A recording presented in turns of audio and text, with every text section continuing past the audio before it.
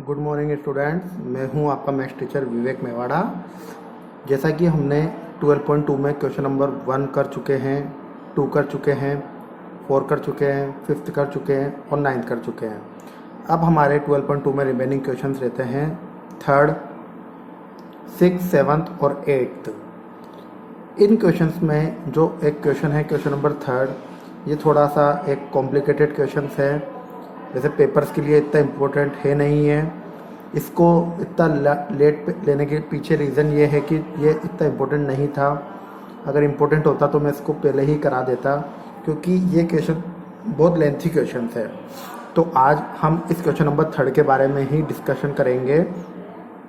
जैसा कि यहाँ पर दे रखा है कि Radha made a picture of an aeroplane with coloured paper as shown figure. ये 12.25 फिगर ये रहा एक एरोप्लेन का। तो बताइए इस एरोप्लेन को बनाने में जो पेपर यूज़ हुआ वो पेपर कितने सेंटीमीटर स्क्वायर यूज़ हुआ है, आपको वो बताना है। कहने का मतलब इस प्लेन को बनाने में टोटल एरिया कितना यूज़ हुआ है, उस सब का एरिया फाइंड करके बताना है। अब ये डायग्राम में सारी डायमेंशन मेंशन करके दे रखी है, तो मैं इसका यहाँ पर एक रफ डायग्राम थोड़ा बड़ा करके अपनी कॉपी पे मेंशन कर लेता हूँ। मेंशन करते टाइम मैं इसको यहाँ पर बता दूँ कि इस डायग्राम को मैं 5 पार्ट में डिवाइड कर रहा हूँ।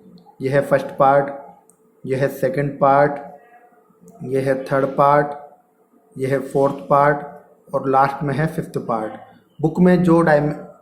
बुक में जो नंबरिंग दे रखी है मैं उसके अकॉर्डिंग नहीं करूँगा। मैंने जो आपको नंबरिंग बताई है मैं इस अकॉर्डिंग आपके क्वेश्चन को करूँगा।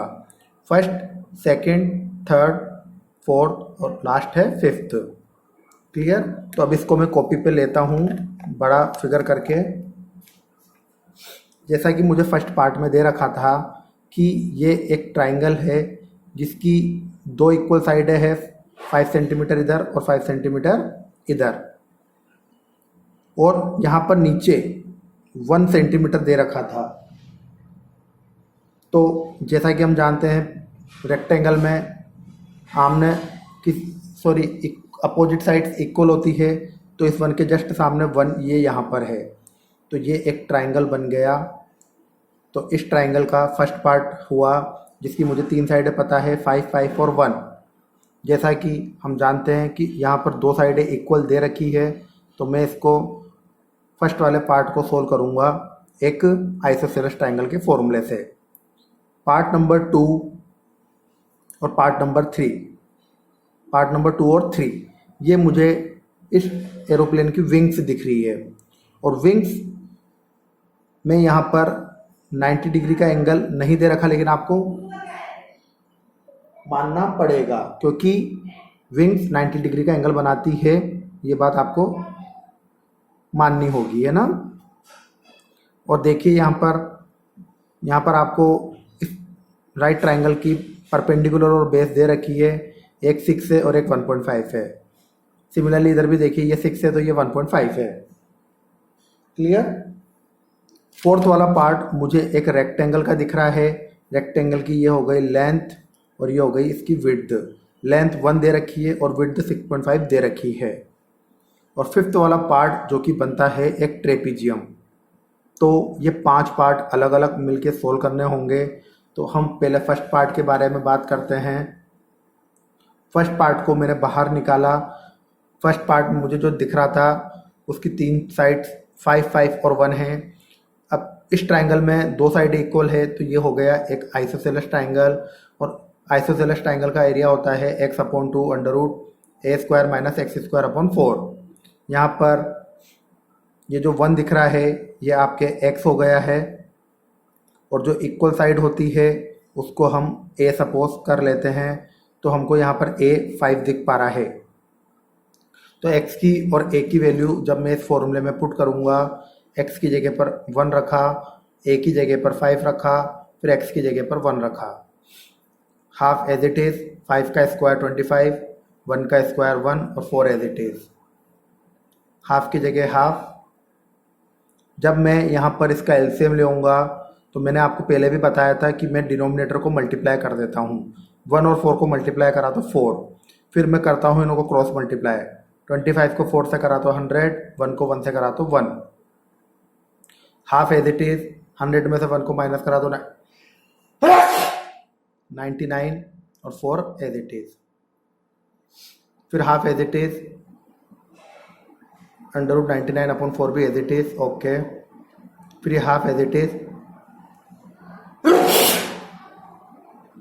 इधर देखिए 99 का रूट मुझे नहीं पता तो मैं इसको रूट में लिख दूंगा 99, 4 का रूट मुझे पता है तो मैं इसको लिख दूंगा 2। जिसका रूट पता होता है उसको रूट से बाहर निकाल दो, जिसका रूट नहीं पता होता है उसके लिए हमारे पास फॉर्मूला गिवन है √x - y और x + y वाला। तो यहाँ पर √99 की वैल्यू आप √x - y वाले फॉर्मूले से फाइंड करिएगा, जहाँ पर x की वैल्यू 100 और y की वैल्यू 1 पुट करके आप यहाँ पर वैल्यू फाइंड करिएगा। तो इसको मैंने सोल्व करके √99 की वैल्यू 9.95 निकाली, 2 × 2 4 हुआ, 9.95 में 4 का डिवाइड करा तो 2.487 आया। अब देखिए आप पार्ट नंबर 2, अगर जो एरिया पार्ट नंबर 2 का होगा सिमिलरली करके वही एरिया में पार्ट नंबर 3 का भी लिख दूंगा। तो विंग्स एक विंग का निकालूंगा, सिमिलरली करके सेकंड विंग का भी लिख दूंगा। क्लियर? तो पार्ट 2 में आप कुछ भी मान सकते हैं, परपेंडिकुलर बेस कैसे भी ले सकते हैं। तो एक 6 है और एक 1.5 है। तो पार्ट नंबर 2 मैंने यहाँ पे ट्रायंगल बाहर निकाल लिया है, राइट ट्रायंगल है तो परपेंडिकुलर इनटू बेस, आपको पता है ट्रायंगल का area half into base into height. तो हाफ इंटू बेस 1.5 और हाइट 6, 2 से 6 को काटा 3 टाइम, 3 को 1.5 से मल्टीप्लाई करा तो 4.5। सिमिलरली करके सेकंड विंग जो कि पार्ट 3 है उसका भी एरिया 4.5 सेंटीमीटर स्क्वायर आ जाएगा। क्लियर है? पार्ट नंबर 4 जो कि एक रेक्टेंगल दिख रहा है, पार्ट नंबर 4 एक रेक्टेंगल दिख रहा है जिसकी लेंथ 1 और विड्थ 6.5 है। इसको मैं बाहर मेंशन कर देता हूँ। तो देखिए 6.5 और 1 ले लिया है यहाँ पर, और रेक्टेंगल का एरिया जैसा कि हम जानते हैं लेंथ इंटू विड्थ होता है। तो लेंथ 6.5 है और विड्थ 1 है, 6.5 को 1 से मल्टीप्लाई करा तो 6.5 सेंटीमीटर स्क्वायर आ गया है। यह हमारे 4th नंबर की इक्वेशन आ गई है। अब 5th पार्ट जो कि एक ट्रेपीजियम है। बेटा ये 5th पार्ट जो कि आपको एक ट्रेपीजियम दिख रहा है, इसके लिए आपको थोड़ा सा सब्र रखना पड़ेगा, मेरी बात को सुनना पड़ेगा। ये एक स्पेशल ट्रेपीजियम है ओनली फॉर बस इसी क्वेश्चन के लिए, अदर क्वेश्चंस के लिए इसको नहीं बनाया गया है, बस इसी क्वेश्चन के लिए है।